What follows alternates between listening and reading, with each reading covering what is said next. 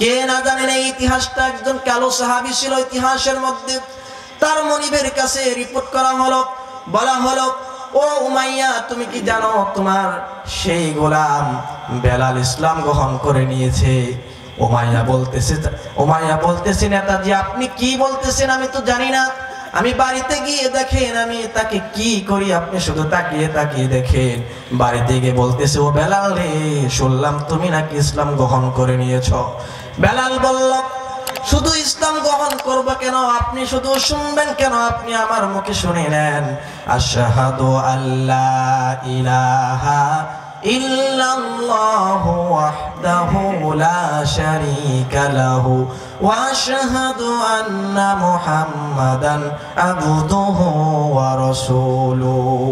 কালেমার ঘোষণা যখন দিয়ে দেওয়ার সঙ্গে সঙ্গে উমাইয়া বলতেছে, বেলাল, তুই কি জানোস তোর পরিণতি কি হবে? তোর মৃত্যু তো আমার হাতে হয়ে যাবে। বেলালকে মারতে মারতে একেবারে অজ্ঞান করা হলো।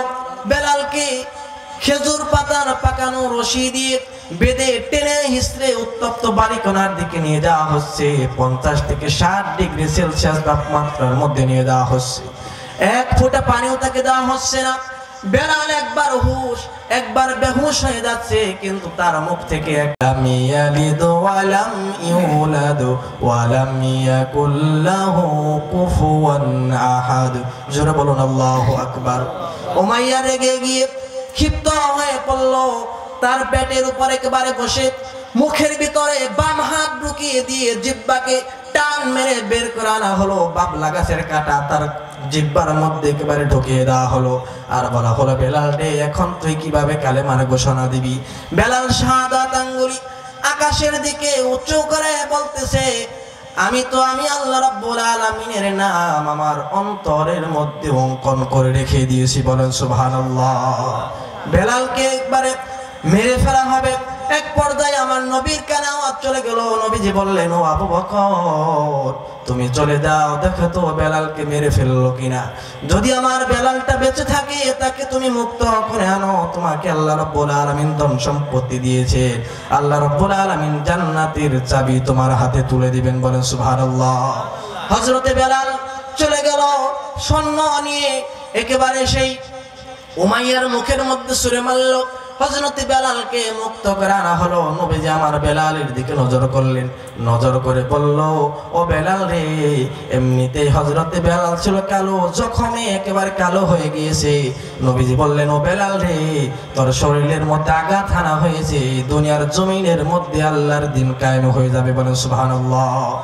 আমার নবীজি করলেন কি, মক্কার জমিনে আল্লাহ রাব্বুল আলামিনকে সিজদা দেওয়ার জন্য কাবা বাইতুল্লাহ চত্বরে দাঁড়ালেন।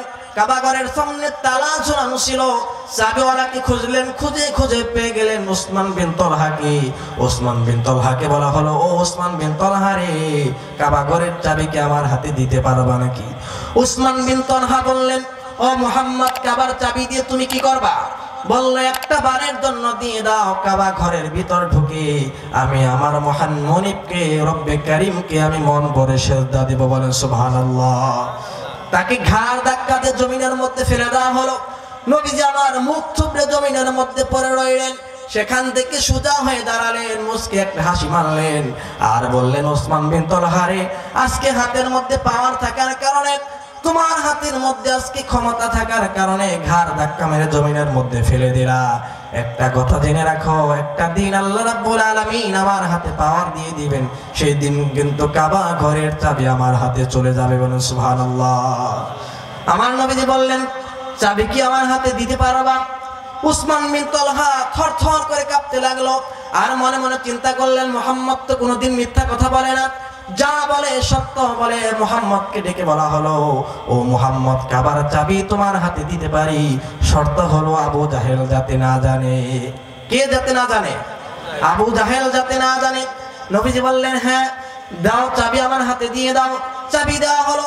কাবা ঘরের ভিতর ঢুকলেন, ঢুকে দেখতে পেলেন একেবারে মূর্তি দিয়ে কাবা ঘর সাজানো। নবীজি মূর্তি ভাঙার জন্য প্ল্যান পরিকল্পনা করলেন। জিবরাইল আলাইহিস সালাতু সালাম নবীকে জানালেন, ইয়া রাসূলুল্লাহ, ইয়া হাবিবাল্লাহ, আপনার হাতের মধ্যে পাওয়ার আসে নাই, আপনার হাতে ক্ষমতা না, এখন মূর্তি ভাঙা যাবে না। নবীজি আমার সেই জায়গা থেকে বের হয়ে আসলেন, কিন্তু নবীজি যে বললেন একটা দিন আমার হাতে কাবা ঘরের চাবি চলে যাবে, আল্লাহ রাব্বুল আলামিন ঠিক আমার হাতে কাবার চাবি তুলে দিবেন। কিন্তু পরিস্থিতি ঘোলাটে হয়ে গেল, নবীজিকে মারার জন্য প্ল্যান পরিকল্পনা হয়েছে। এক পর্যায়ে নবীজি হিজরতের পথ বাছাই করলেন। হিজরত করার জন্য নবীজি রাতের বেলায় মক্কা থেকে মদিনার দিকে হিজরত করেছিলেন। বেড়ানোর জন্য গিয়েছিলেন নাকি? বেড়ানোর জন্য গিয়েছিলেন। নবীজি কেন হিজরত করলেন? কোরআনকে প্রশ্ন করবেন। আল্লাহ রাব্বুল আলামিন বলেন, যাদের হাতের মধ্যে আমি 9 দফা দেই নাই, যাদের হাতের মধ্যে আমি 14 দফা দেই নাই, 19 দফা দেই নাই, যাদের হাতের মধ্যে আমি 4 দফা দিয়েছি, 4 দফা যাদের হাতের মধ্যে দিয়েছি, তারা 1 নাম্বার নামাজ কায়েম করবে, 2 নম্বরে সুদ বন্ধ করে সমাজের মধ্যে যাকাত চালু করবে, ভালো কাজের আদেশ করবে, খারাপ কাজের নিষেধ করবে। আল্লাহ রাব্বুল আলামিন বলেছেন তাদেরকে আমি জান্নাত দান করব। বলেন সুবহানাল্লাহ। কোরআনকে আপনি প্রশ্ন করবেন, কোরআন আপনাকে জানিয়ে দিবেন নবীজি কেন হিজরত করেছিলেন। একটা মাত্র কারণ ছিল, নবীজি বলেছিলেন এই দুনিয়ার জমিনের মধ্যে নামাজটা কায়েম করতে হবে। ঠিক কি না বলেন? নবীজি শুধু একটা কথাই বলেছিলেন যে নামাজ কায়েম করতে হবে। এই জন্য নবীজিকে মক্কা থেকে মদিনার দিকে হিজরত করতে হয়েছে।